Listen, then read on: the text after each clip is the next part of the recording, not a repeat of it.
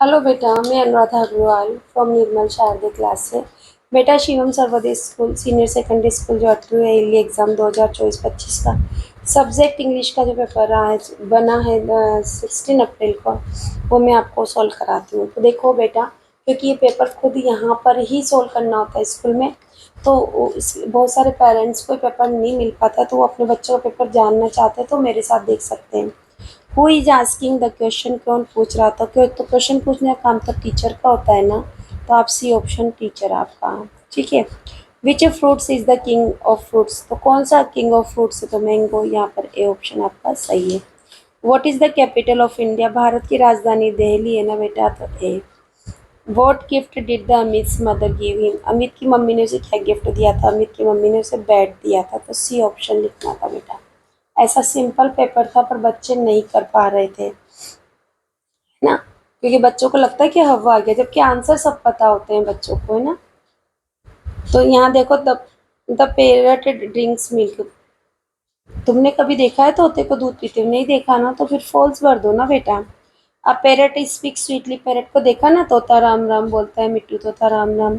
हाँ, किसी का नाम भी बोलता है, स्वीटली बोलता है, बड़ी प्यारी बात लगती है, तो ट्रू है बेटा ये तो। इंडिया इज अवर कंट्री, हाँ भारत हमारा देश है, तो बात बिल्कुल सही, तो ट्रू लिख दो ना बेटा। द मिल्क इज वाइट, तो मिल्क का जो कलर होता है वो तो सफ़ेद होता है, तो हम सब जानते हैं, तो ट्रू लिख दो ना बेटा। कहाँ दिक्कत है बताओ, इतनी सिंपल सिंपल सी बात थी। We are proud of our, यहाँ विलेज, थ्री थ्री कंट्री और रेड में से आपको वर्ड भरने थे, तो we are proud of our country, COUNTRY, आपके पास स्पेलिंग यही थी बेटा, और आपको भरनी है। आवर नेशनल फ्लैग है, हमारे नेशनल फ्लैग में कितने कलर होते हैं? तो 3 कलर होते हैं। कितने होते हैं? 3 कलर होते हैं। ठीक है, तो उठा के रख दिया। The old man levied, old man कहाँ रहता था? विलेज में रहता था, ये रहा ना, इन VILLAG। कितनी सिंपल सी बात थी। द टोमेटो इज, टोमेटो कैसा होता है? रेड होता है ना बेटा, तो यहीं से लिख दो आप RAD, red.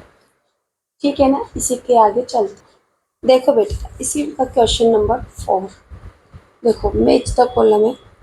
Ravi always talks to eat, Ravi बातें करता है। पेरट ईट, पेरट क्या खाता है? ग्रीन चिली खाता है, आपको पता है, मिला दो ना। India is, India is our country, अभी थोड़ी देर पहले तो पढ़ के निपटे थे ना।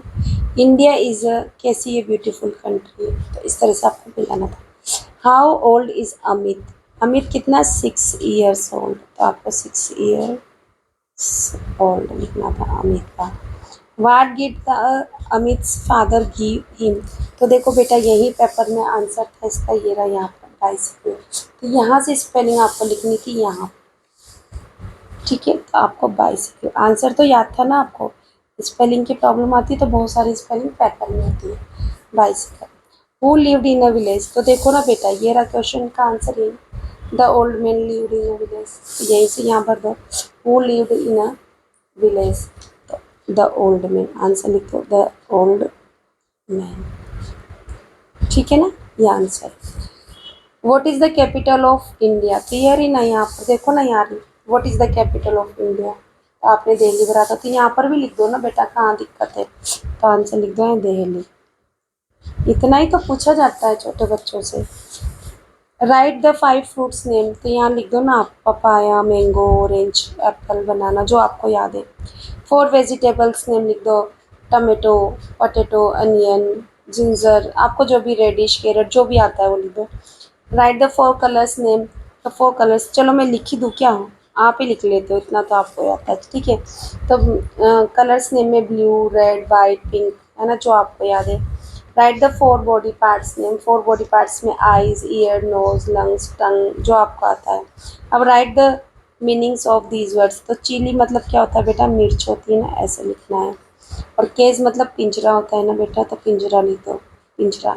अब पिंजरा की इंग्लिश लिखनी, तो ये रही ना, यहाँ से केज उठा के CAG, केज।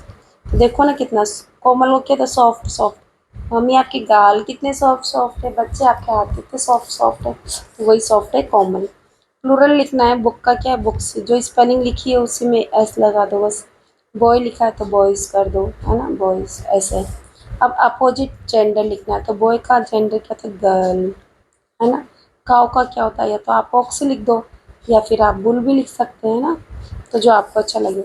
अब थ्रस्टी क्रो की कहानी है, आपको अपने हिसाब से लिखनी है। द खाओ का ऐसा जो आपके टीचर्स ने आपको लिखा है वो आपको लिखना था। जितनी लाइन 2, 4, 6 जो भी आ जाए वो लिखना है। आपका ये पेपर बेटा 15 नंबर का था। कितना था? 15 नंबर का।